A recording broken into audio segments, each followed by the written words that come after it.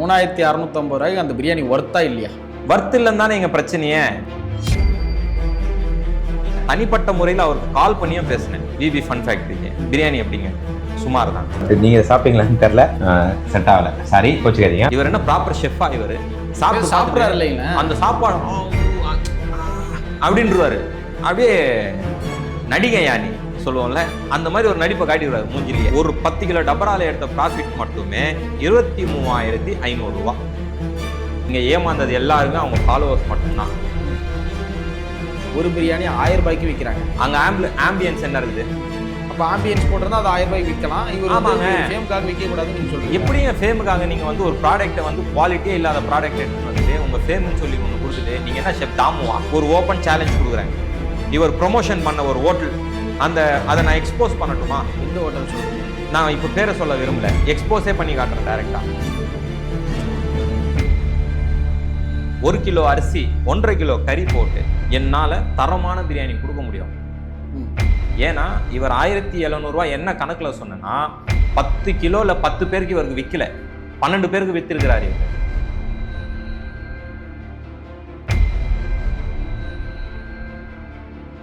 வைபென்சஸ் நேயர்களுக்கு வணக்கம். இன்னைக்கு ட்ரெண்டிங்குனே பேர் போன நம்ம சதாமானன் தான் நம்ம கூட இருக்காரு.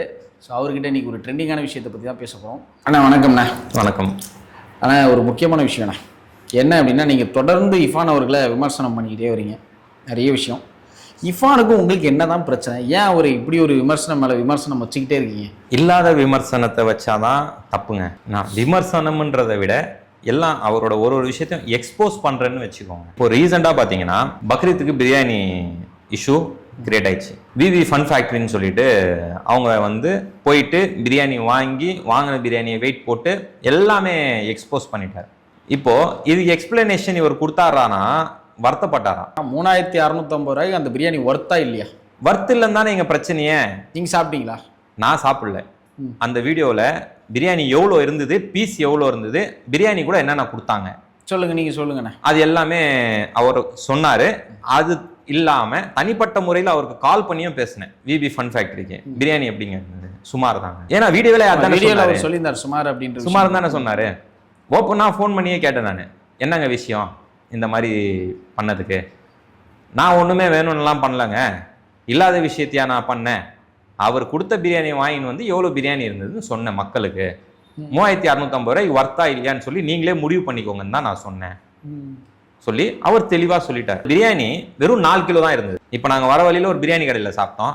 பிரெட் அல்வா ஒன்று 4 பிளேட்டு கேட்டோம், எக்ஸ்ட்ரா கொடுத்தாங்க, சாப்பிட்டு தான் வந்தோம். சாப்பிட்டு இது ஒரு எவ்வளோ ஒரு பிளேட்டு? நான் இப்போ சாப்பிட்ட பிரியாணி வந்து 320 ரூபா. மட்டன் பிரியாணி 320 ரூபா. என்னென்ன சாப்பிட்டீங்க? மட்டன் பிரியாணி. மட்டன் பிரியாணியில் 3 பீஸ் இருந்தது. 3 பீஸு மட்டனு, முட்டை, அதே இவர் கொடுத்த ஆனியன் ரைத்தா, ஸ்வீட்டு, பிரிஞ்சால் சட்னி 3 கொடுத்தாங்க. வெறும் 320 ரூபா. 320 சாப்பிட முடியாமல் அதில் ஒரு கால்வாசி பார்சல் கட்டி தான் எடுத்துன்னு வந்தேன். 320 ரூபா எங்கே இருக்குது? இவர் அதாவது ஒரு கடை போட்டு அதில் ஒரு 10 பேரை வேலைக்கு வச்சு என்னை உட்கார வச்சு ஃபேன் போட்டு பிளேட்டில் கொடுத்து சாப்பிடுங்க சொல்லி சாப்பிட்டு முடிச்சதுமா கை கழுவுனோடனே டிஷ்யூ பேப்பர் கொடுக்குறாங்க கை துடைக்க. இதெல்லாம் பண்ணிவிட்டு 320 ரூபா தான் வாங்கினாங்க. சரி, இதெல்லாம் நீங்கள் வீட்டுக்கு டைனிங்னு வாங்கிட்டு போயிருந்தா? அதுதாங்க சொல்கிறேன். அந்த டைனிங்னு வாங்கிட்டு போனால் பார்சலுக்கு எடுத்துன்னு போய் வீட்டில் சாப்பிட்றேன் நான். அதுக்கும் அந்த 320 ரூபா தானே வாங்குவாங்க. இவர் மாதிரி 608 ரூபா வாங்க மாட்டாங்கல்ல. 320 ரூபா தானே அவருக்கு கொடுத்துருப்பாங்க. வீட்டுக்கு பார்சல் நான் கேட்டிருந்தாலும் பார்சலுக்குன்னு சொல்லி ஏதாவது ஒரு 10 ரூபாவை எக்ஸ்ட்ரா வாங்கியிருந்தாலும் 330 ரூபாய்க்கு கொடுத்துருப்பாங்க. இவர் மாதிரி 608 ரூபா போட்டு கொடுத்துருக்க மாட்டாங்கல்ல. ஒரு ஃபேம், அவர் பிராண்டை வச்சு அவர் சேல் பண்ணி ஆகும். சரி, எண்ட் ஆஃப் த டே எல்லாருக்குமே ஒரு பிஸ்னஸ் தேவை. இவர் நான் என்ன கேட்குறேன், பிஸ்னஸ் தேவைன்றதுனால அவர் ஒரு எக்ஸ்ட்ரா வச்சு வித்துருக்கலாம். சரி, அதுக்குன்னு எக்ஸ்ட்ரான்னு சொல்லி எவ்வளோ வச்சு விற்கலாங்க? டபுளா? நீங்கள் சொன்னதை விட ஒரு டபுளா? 300 ரூபா பிரியாணி 608 ரூபாயா? நியாயம் வேணாமா? ஏற்கனவே இவர் ஃபாலோவர்ஸ் கிட்ட வந்து வியூஸ்ன்ற பேரில் ஒரு விதத்தில் வருமானம் பார்த்துடுறாரு. இவர் ஃபாலோவர்ஸ் இத்தனை பேர் இருக்கிறாங்கன்றதை காட்டி வேற பிராண்ட்ஸ் கிட்ட இருந்து ப்ரொமோஷன்ன்ற பேரில் ஒரு வருமானத்தை எடுத்துக்கிறாரு.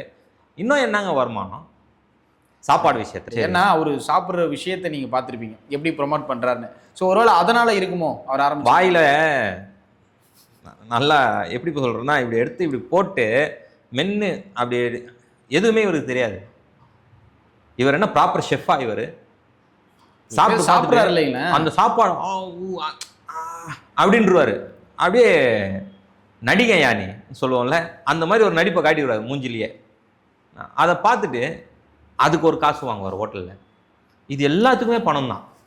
எல்லாமே பண்ணிட்டு உன்னோட ஆடியன்ஸ், உன்னோட ஃபாலோவர்ஸு, அதாவது உன்னோட ரசிகர்கள், அதாவது நல்லா சொல்லணும்னா உன்னோட ரசிகர்கள் உன்னை வந்து ஆர்வமாக கேட்குறாங்க, நீங்கள் எப்போங்க பிரியாணி கொடுக்க போறீங்கன்னு. அதுவும் பக்ரீத் அன்னைக்கு என்ன பண்ணணும்? வெளியே 300 ரூபா விற்குது, எனக்கு லாபமே வேணாண்டா, என்னோட ரசிகர்கள் சாப்பிடணும்டா, 200 ரூபாய்க்கு நான் தரேன், கொடுக்கணுமா கொடுக்கக்கூடாதா? கொடுக்கலாம், கண்டிப்பாக கொடுக்கலாம், கொடுக்கலாம். அன்னைக்கு ஒரு நாள் சம்பாதிக்க மோட்டிவால பண்ணியிருக்காரு. ஏங்க அதுதாங்க நான் கேட்குறேன். பிஸ்னஸ் மோட்டிவ்ல 10%, 20%, 30% சம்பாதிங்க, பிரச்சனையே கிடையாது. இப்போ இதில் எவ்வளோ சம்பாரிச்சாரு நீங்கள் கணக்கு போட்டு பார்த்தீங்களா? நீங்கள் சொல்லுங்கள், எத்தனை எவ்வளோ சம்பாரிச்சாரு அப்படின்னு. ஒரு 10 கிலோ பிரியாணி செய்யறதுக்கு கணக்கு நான் சொல்கிறேன். 10 கிலோ டபராவில் வந்து பிரியாணி இவர் சொன்ன கணக்கில் 1 கிலோ கிளாசிக் அரிசி போட்டு 1.5 கிலோ கறி போட்ட கணக்கில் இவர் பிரியாணி செஞ்சுருந்தாவே லிஸ்ட்டே சொல்கிறேன் உங்களுக்கு. அவர் 10 கிலோ டபரா செஞ்சார், பிரியாணி டபரா செய்கிறாருன்னா அதுக்கான செலவை நான் சொல்கிறேன். அதுக்கப்புறம் அவர் என்ன லாபத்தை எடுத்தாருன்னு பொறுமையாக அந்த கணக்கு போடுவோம். அவர் வந்து லாபத்தை சம்பாரிச்சாரா, இல்லை அவரோட ஃபாலோவர்ஸ் கிட்ட இருந்து பக்ரீத்துக்கு கிஃப்ட் வாங்கினாரா, இல்லை உருவினாரா என்னன்னு பார்த்துப்போம். அப்புறமா 10 கிலோ அரிசி போட்டிருக்காருங்க. அவர் சொன்ன இந்தியா கேட் கிளாசிக் ரைஸு 200 ரூபான்னு கணக்கு போட்டாலும் 2000 ரூபா. 2000 ரூபா. 10 கிலோ 15 கிலோ கறி போட்டிருக்கேன்னு சொல்லியிருக்காரு. புரியுதுங்களா? அது வந்து 10 கிலோ இன்ட்டு 15 கிலோ கறி 850 ரூபா. நல்ல குவாலிட்டி மீட், அதாவது நல்ல கறி. இந்த மாட்டுக்கறி கலந்து போடுறதோ இல்லை இந்த ராஜஸ்தான் பாக்ஸ் கறி கலந்து போடுறதோ எதுவுமே இல்லாமல் நல்ல கறி வாங்கினாவே 850 ரூபா. 850 ரூபா. சரிங்களா? வெட்டி பேக் பண்ணி எல்லாம் செஞ்சு கடைக்கு வந்துடும், உங்களை தேடி வந்துடும் அந்த கறி. அந்த கறி வந்து 12,750 ரூபா. எண்ணெய் கோல்டு வின்னரோ ரீஃபண்ட் ஆயில் நல்ல குவாலிட்டி எண்ணெயே 2.5 லிட்டர் தேவைப்படும் 10 கிலோ செய்கிறதுக்கு. 1/2 லிட்டர் வந்து இந்த பிரிஞ்சால் சட்னி செய்வாங்கல்ல அதுக்கு தேவைப்படும். மொத்தம் 3 கிலோ எண்ணெய். 3 கிலோ எண்ணெய். 3 கிலோ எண்ணெய் எவ்வளோனா 1 கிலோ 145 ரூபா, 435 ரூபா ஆகுது எண்ணெயோட விலை. வெங்காயம் 6 கிலோ. வெங்காயம் 6 கிலோ போட்டிங்கன்னா பச்சடியும் செஞ்சிடலாம். அதுக்கே 30 ரூபான்னு கிலோ போட்டிருக்கேன், 180 ரூபா. தக்காளி 5 கிலோ 40 ரூபா, மினி 200 ரூபா. மல்லி புதினா 10 கட்டை, மல்லியில் 10 புதினாவில் 10, 200 ரூபா. இது எல்லாமே வந்து ப்ரீமியம் குவாலிட்டி தான் நான் சொல்லியிருக்கிறேன். புரியுது. இதே நம்ம ஹோட்டலுக்கு வாங்கினோன்னா நான் சொன்ன வெங்காயம் வந்து 15 ரூபாயிலையும் வாங்கலாம், 18 ரூபாயிலையும் வாங்கலாம். தக்காளி 20 ரூபாயிலையும் வாங்கலாம், 15 ரூபாயிலையும் வாங்கலாம். ஓகேங்களா? இந்த கொத்தமல்லி புதினாலாம் 5 ரூபா கட்டம் வாங்கலாம், 2 ரூபா கட்டம் வாங்கலாம். புரியுது. எல்லா கிரேட்லேயும் இருக்குது. நான் ஹையஸ்ட் குவான்டிட்டியில் ஹையஸ்ட் ரேட்டில் நான் சொல்கிறேன். ஓகேங்களா? இஞ்சி பூண்டு பேஸ்ட்டு 1.5 கிலோ தேவைப்படும். மொத்தமே வந்து ஒரு 300 ரூபா இஞ்சி பூண்டு பேஸ்ட்டு. லோங்கு பட்டை ஏலக்காய் ஒரு 100 ரூபா தேவைப்படும். 100 ரூபாய்க்கு போட்டாவே சரியாக போயிடும். பச்சை மிளகா ஒரு 1/2 கிலோ, 1/2 கிலோ இன்னும் ஒரு 50 ரூபா வரும். அவ்வளோதான். எல்லாமே வந்து ஹோல்சேலில் நீங்கள் வாங்கினீங்கனாலும் சரி, இல்லை நீங்கள் போய் கடையில் வாங்கினாலும் சரி. நெய் அமுல் நெய் 1/2 கிலோ, 1 கிலோ 600 ரூபா. அமுல் நெய் நீங்கள் எங்கே வேணாலும் போய் கேட்டுக்கலாம். என்ன அது 1/2 கிலோ போட்டுருவார், 300 ரூபா. கர்டு தயிர் ரைத்தாக்கும் பிரியாணிக்குமே சேர்த்து ஒரு 3 லிட்டர் போட்டால் கரெக்டாக இருக்கும். அமுல் கர்டு பேக்கெட் வரும், 50 ரூபா தான் 1 லிட்ரு. அது ஒரு 150 ரூபா. அப்புறமா சில்லி பவுடர் ஒரு 160 ரூபா வரும். எவ்வளோ போடுவாங்க? 1/2 கிலோ போடுவாங்க மொத்தத்துக்குமே, ஒரு 10 கிலோ ரப்பராக. கத்திரிக்காய் சட்னிக்கு தேவையான வேர்க்கடலை, எள், இது எல்லாமே சேர்த்தா 60, 75, 150, 210 ரூபா ஆகுது கத்திரிக்காய் பச்சடி செய்கிறதுக்கான இன்க்ரீடியன்ட்ஸ். நீங்கள் விறகு 2 கூண்டு போட்டால் 10 கிலோ டபரா இறக்கிடலாம். 2 கூண்டுன்றது 50 கிலோ விறகு. புரியுதுங்களா? ஒரு கூண்டு 500 ரூபா, அதிகபட்சம் போட்டாலுமே 1000 ரூபா 2 கூண்டு விறகு. மாஸ்டருக்கு சம்பளம் 1 கிலோ செய்கிறதுக்கு 150 ரூபா கொடுக்கலாம். இனி இருக்கிற மார்க்கெட்டுக்கு 150 ரூபா கொடுத்தா மாஸ்டர் பிரியாணி செஞ்சு கொடுத்துருவார். 10 கிலோவுக்கு 1500 ரூபா. இதெல்லாம் முடிஞ்சிச்சிங்களா? அது யூஸ் பண்ண தேவைப்பட்ட தண்ணி கேன் அது ஒரு 150 ரூபா தேவைப்பட்டிருக்கும். எல்லாமே A to Z நோட் பண்ணி வச்சிருக்கீங்க. ஆமாம், நம்ம வந்து வெறும் கறி கடை மட்டும் வச்சுன்னு இல்லை, நம்ம கேட்டரிங் பண்ணுறோம், எல்லாமே பண்ணுறோம். அதனால் நம்மளுக்கு எல்லா விவரமும் தெரியும். என்ன இது வந்து இப்போ வந்து பிரெட் ஸ்வீட்டுக்கு போவோம். ஸ்வீட்டும் கொடுத்துருக்குறாருல, இப்போ அந்த ஸ்வீட்டுக்கு என்ன வாங்கியிருக்கிறாரு? பிரெட் வாங்கியிருக்கிறாரு, பால் வாங்கியிருக்கிறாரு, கோவா வாங்கியிருக்கிறாரு, சர்க்கரை வாங்கியிருக்கிறாரு. இதோட மொத்தமே பார்த்தீங்கன்னா 180 ரூபா பிரெட்டு, 36 ரூபா பால் பாக்கெட் ஒன்று வாங்கினா முடிஞ்சு போச்சு. அதுக்கப்புறம் கோவா 80 ரூபா வரும் ஒரு பாக்கெட்டு, அது வாங்கினாவே போதும். சர்க்கரை ஒரு 50 ரூபா. ஓகேங்களா? இது எல்லாமே செய்கிறதுக்கு பாத்திரம் வேணும்ல. ஆமாம். அந்த பாத்திரத்துக்கும் வாடகைன்னு போட்டேன் ஒன்று. என்ன 300 ரூபா. எவ்வளோத்தையும் போட்டு கணக்கு போட்டாவே எவ்வளோண்ணா வருது? 20,000 ரூபா தாங்க வருது ஓவராலாகவே. ஓவராலாக செய்கிறதுக்கு மட்டும். ஆமாம். மாஸ்டருடைய கூலியிலேருந்து எல்லாமே சேர்த்து 20,200 ரூபா அதுக்குள்ளே தான் வருது. இப்போது இவர் விற்ற பிரியாணியோட கணக்கு பார்ப்போமா? இந்த பிரியாணி 10 கிலோ டபரா செஞ்சால் குறைஞ்சது 48 கிலோ வரும். எத்தனை கிலோ வரும்? 48 கிலோவா? 48 கிலோ வரணும் சாப்பாடு ஈல்டு. அதுக்கு குறையவே குறையாது. இப்போ ஒரு பக்கெட் 50 கிலோவா கூட வரும். பக்கெட்டில் எத்தனை கிலோ இருந்துச்சு? 4 கிலோ கொடுத்துருக்காரு. 4 கிலோ. அப்போது இவர் வந்து கஸ்டமர்ஸ்க்கு என்ன ப்ராமிஸ் பண்ணுறாருன்னா 1 கிலோ அரிசி 1.5 கிலோ கறி போட்டு நான் உங்களுக்கு பக்கெட் தரேன். ஓகே. ஆனால் அவர் கணக்குப்படி பார்த்தீங்கன்னா அவர் கணக்குப்படி பார்த்தா 12 பேருக்கு கொடுத்துருக்கிறாரு அந்த 10 கிலோ டபரால சாப்பாடு. இப்போ 12 பக்கெட்டு 3,650 ரூபா, 43,800 ரூபா அவரோட செல்லிங் காஸ்ட் மைனஸ் 20,300 போடுவோமே. இவருக்கு ப்ராஃபிட்டு ஒரு 10 கிலோ டபரால எடுத்த ப்ராஃபிட் மட்டுமே 23,500 ரூபா. எவ்வளோ? 23,500 ரூபா. 23,500 ரூபா. ஓகேங்களா? இது அப்படியே வந்து ஒரு பக்கெட்ல எவ்வளோ சம்பாரிச்சாருன்னு கணக்கு பார்த்தா 1,958 ரூபா. ஒரு பக்கெட் பிரியாணியில் இவரோட லாபம் மட்டுமே 1,958 ரூபா. இப்போ நீங்கள் 1,958 ரூபா லாபம் மட்டும் வச்சா 3,650 எவ்வளோ ஒரு செலவாயிருக்கு? மைனஸ் 3,650. இவர் வந்து இவரோட ஃபுட் காஸ்ட்டு எல்லாமே சேர்த்து 1,691 ரூபா தான் இருக்கு. அது செய்யறதுக்கு அந்த ஒரு பக்கெட்டுக்கு. ஆமாம். அந்த பக்கெட்டோட காஸ்ட்னு ஒன்று இருக்குல்ல, எல்லாமே தான் நாங்கள் போட்டோம். ஓகே. அது தனி நீங்கள் சொன்ன காஸ்ட் தான் வரும்ன்றது எப்படி நம்ம நம்புறது? என்ன அந்த வாங்குற பக்கெட்டா? ஆமாம். அந்த பக்கெட் என்னங்க 50 ரூபா வருங்க மொத்தம் செட்டிங்கு. அந்த செட்டிங் ஃபுல்லாகவே அதில் இஃபான் அவருடைய லோகோ எல்லாமே போட்டிருந்தாரு. லோகோ போடுறதுக்கு எவ்வளோ ஆக போகுது? அது எனக்கு தெரியல, அதுதான் உங்கள்கிட்ட கேட்குறேன். எல்லாமே சேர்த்து ஒரு 50 ரூபா 60 ரூபா தான் வரும் மொத்தமாகவே, அந்த பேக்கிங் மெட்டீரியல் மொத்தமாகவே. இப்போ ஓவராலாக எத்தனை பக்கெட்னு இவர் சேல் பண்ணியிருக்காருன்னு நினைக்கிறீங்க? இவர் சொல்றாரு 124 பக்கெட் வித்துன்னு சொல்றாரு. இவர் சொல்றதெல்லாம் உண்மையாவா இருக்க போகுது? எப்படின்னா ஒரு பொது வெளியில ஒரு மனுஷன் பேசுறாரு அப்படின்னா அது எப்படி உண்மை இல்லாம இருக்கும்? இவர் 124 பக்கெட் தான் வித்தாருன்னு சொல்லி இவர்கிட்டயும் கணக்கு கிடையாது, வாங்கின்னு போனவங்ககிட்டயும் கணக்கு கிடையாது. சரி, அப்படியே வித்திருந்தாலும் வெறும் 124 பக்கெட் வித்து 2,40,000 ரூபா சம்பாதிச்சிருக்கிறார். ஒரு பழமொழி சொல்லுவாங்க, சொம்ப வச்சு அண்டாவை தூக்கின்னு போயிடுவான்டா, பத்திரமா எடுங்கடா வாங்க. அந்த பழமொழி வந்து இவருக்கு தான் பொருந்தும். ஏன்னா இப்போ எல்லாருமே ஃபேம் ஆகிறான்னா எதுக்கு? நீங்கள் சொல்லுங்கள். உதாரணத்துக்கு இப்போ சொல்லுங்க, நான் வந்து இப்போ ஃபேம் ஆகிட்டேன், எனக்கு வந்து இத்தனை ஃபாலோவர்ஸ் இருக்கிறாங்க, அவங்களுக்கு நான் திருப்பி ஏதாவது பண்ணணும்னு தான் பார்ப்பேன்.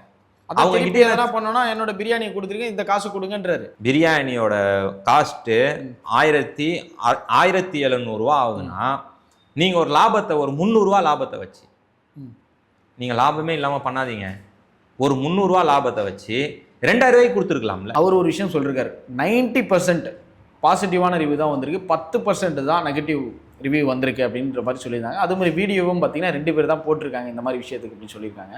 ஒருவேளை இவங்களுக்கு மட்டும் தான் பிடிக்கலையோ?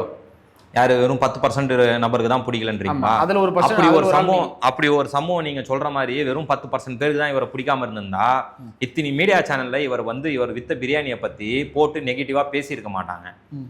புரியுதுங்களா? முக்கியமான நியூஸ் சேனல் பாலிமர் சேனல்லே வந்து தூக்கின்னு வந்து இவரை பேசியிருக்க மாட்டாங்க. அந்த மாதிரி வந்து இவர் பண்ண விஷயம் வந்து இவரோட ஃபாலோவர்ஸ் தான் போய் அங்கே ஏமாந்துருக்கு, வேற யாரும் போய் இங்கே ஏமாறல. இங்க ஏமாந்தது எல்லாருமே அவங்க ஃபாலோவர்ஸ் மட்டும்தான். ஃபாலோவர்ஸுக்கு தெரியும்லண்ணே, இப்போ இந்த பிரியாணி வாங்கினா இது இவ்வளோ ரேட்டு கிடையாது. ஆனா அவர் சொன்னது வேற கொடுத்தது வேற இல்லைங்க, அதை பேச மாட்டேன்றீங்க. ஃபாலோவர்ஸ் யாருமே வந்து கம்ப்ளைண்ட் பண்ணலையே. எப்படிங்க ஏங்க இந்த விஷயத்துல எல்லாம் கம்ப்ளைண்ட் பண்ண முடியாத விஷயங்க இதெல்லாம். புரியுதுங்களா? அவர் சொன்ன வந்து 1 கிலோ நான் அரிசி போட்டேன், 1.5 கிலோ கறி போடுவேன் சொல்லியிருக்காரு.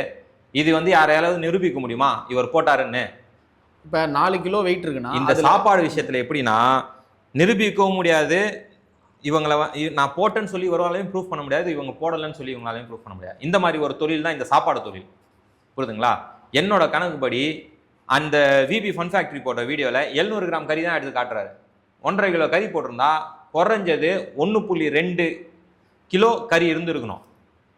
1.2 கிலோ கறி இருந்திருக்கணும். கிட்டத்தட்ட 1/2 கிலோ கறி ஷார்ட்டேஜ்.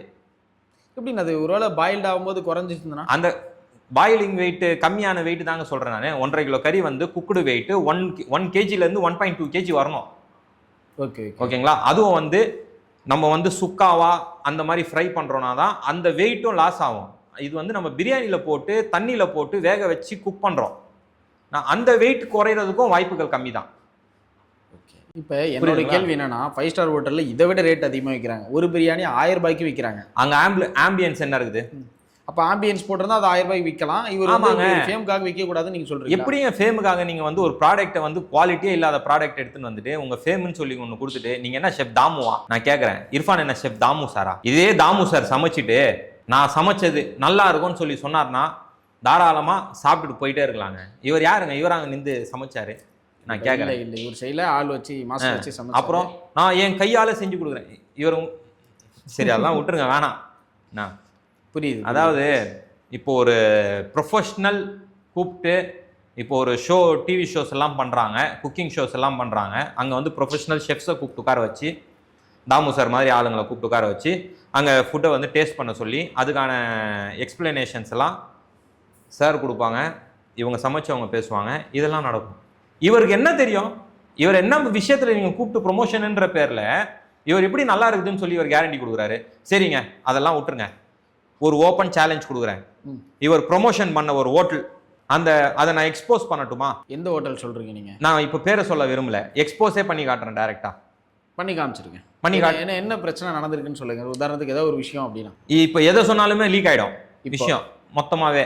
ஏன்னா சின்ன லூப் ஹோல் தான் அந்த ஹோட்டலுக்கு. புரியுது. ஒரு பிரியாணி கடை தான்.